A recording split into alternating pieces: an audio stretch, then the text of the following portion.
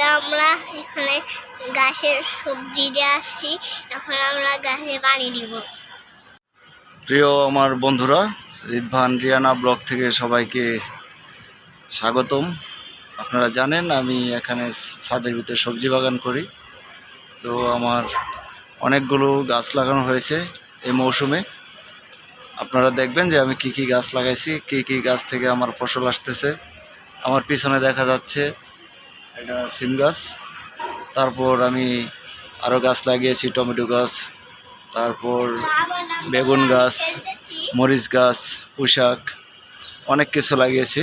এই আমার ছেলে আসছে, রিদভান খেলাধুলা করতেছে এবং আমার সাথে গাছের পরিচর্যা করবে। তো আপনারা সবাই দেখেন। এখন আমরা আমাদের সবজি বাগানটা আপনাদের দেখাবো।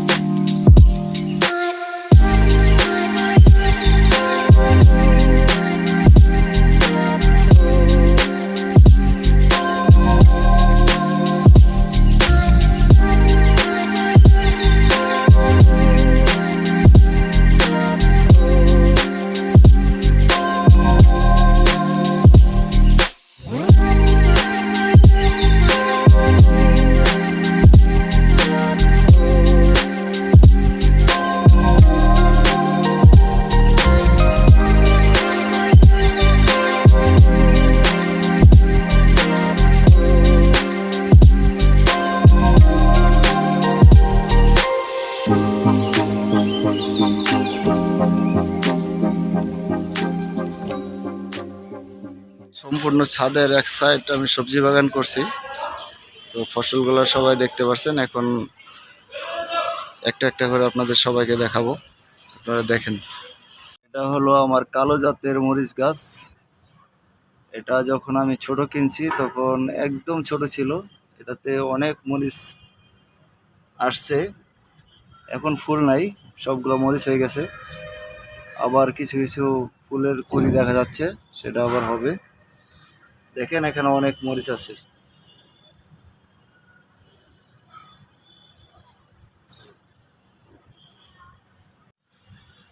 এই মরিচটা বৈশাখী মরিচের মতো, এটার ভিতরে ফুল আসছে কিন্তু এখনো মরিচ ধরে নাই।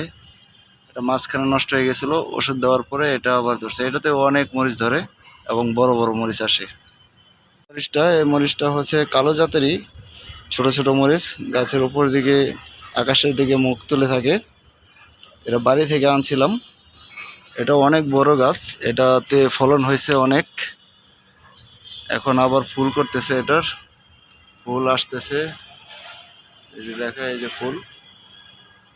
এটা আমাদের গ্রাম এলাকায় পাহাড়িয়া মরিচ বলে, পাহাইরা মরিচ যেটাকে বলে, এবং ঝাল এবং একটা খুব সুন্দর ফ্লেভার আছে, গন্ধ আছে এটার, খাওয়ার সময় খুব ভালো লাগে। এটা আরেকটা ছোট গাছ, কিন্তু এটার ভিতরে অনেক মরিচ আসছে, ভালো ফলন হয়। দেখেন একদম মাটির সাথে মিশে আছে কিন্তু মরিচে ভরপুর। এখানে অনেক মরিচ ধরে। এই গাছটাও খুব ছোট লাগাইছিলাম, মনে হয় এক সপ্তাহের চারাই না লাগাইছি, কিন্তু এখন বড় হয়ে এটাতে অনেক মরিচ আসছে। এই হলো আমাদের টমেটো গাছ। এখানে অনেক গোলা টমেটো ধরছে দেখা যাইতেছে। এটা হচ্ছে চেরি টমেটো, আর এটা বড় জাতের টমেটো। দেখেন এখানে খুব সুন্দর টমেটো আসছে। এটা হলো বোম্বাই মরিচের গাছ, এটাতে ফুল করছে, ওই যে ফুলটা দেখা যাইতেছে। এটা হচ্ছে বোম্বাই জাতের গাছ, আর এটাও বোম্বাই জাতের গাছ। এই দুইটা গাছ হয়েছে আমার বোম্বাই মরিচের গাছ। এটা অত্যাধিক ঝাল। যখন ফসল আসবে তখন আবার আপনাদের দেখাবো।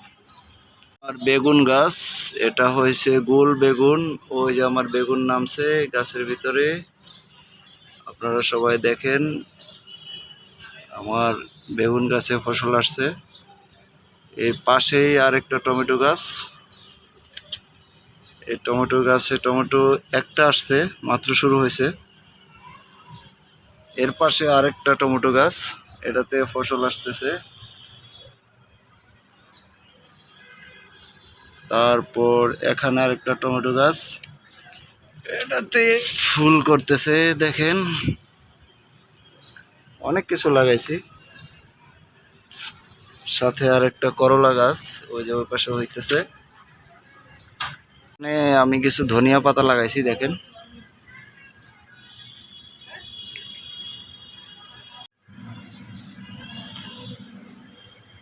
আমার সবজি বাগান দেখানোর ফাঁকে রিদবান খেলা করতেছে দেখেন সবাই। ও কাদামাটি দিয়ে খেলা করতেছে। না, কাদামাটি দিয়ে ড্রয়িং করে। ও কাদামাটি দিয়ে ড্রয়িং করতেছে। বন্ধুরা, এটা হয়েছে আমার, এটা গোল বেগুন না, এটা লাফা বেগুন, লম্বা বেগুন। আর এর নিচে আমি কিছু পোশাকের বীজ বপন করছিলাম, সেটা হয়ে গেছে। দেখেন চারা উঠে গেছে। এটা আবার এখান থেকে সরিয়ে অন্য টপে দিতে হবে। আর এই যে একটা পোশাক গাছ বড় হয়ে গেছে, এটা আগে বড় হয়েছে আর ভালো পাতা গজাইছে এটার ভিতরে। আর এটা হচ্ছে আমার কারি পাতা গাছ।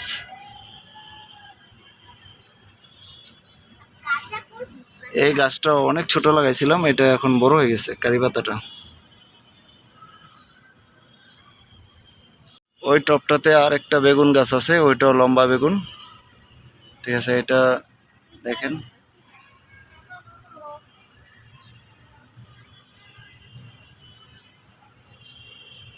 টপটাতে আমি মরিচের বিচি বপন করছি, কালো মরিচের। যে মরিচগুলো আপনাদের দেখাইছি সেই মরিচের বিচি এখানে আমি ফলাইছি।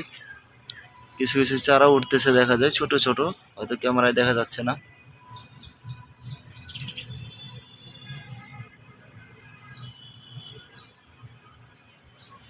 এই গাছটা গত বছরের গাছ। এটার ভিতর পাতা এখনো ভালো বাজে না, পুরাতন হয়ে গেছে। এটা মনে হয় ভালো ফলন আসবে না, এটা উঠে ফেলতে হবে। এখানে এখানে আছে বেগুন গাছ, পাথরকুচি পাতা গাছ, বেগুন গাছ। তো মোটামুটি আমি সব লাগানোর চেষ্টা করছি যা টপে লাগানো সম্ভব। এখানে একটা টমেটো গাছ আছে।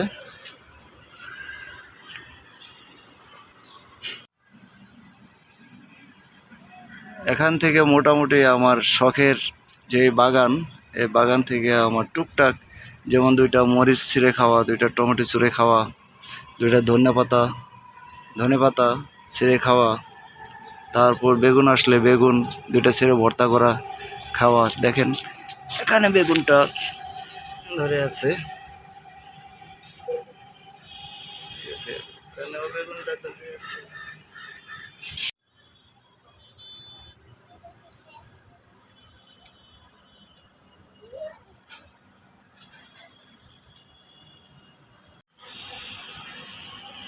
আমার বন্ধুরা, যদি আমার এই ছাদ বাগানটা আপনাদের ভালো লেগে থাকে তাহলে আমাকে একটু লাইক করবেন, শেয়ার করবেন, সাবস্ক্রাইব করবেন। রিদভান রিয়ানা ব্লগ।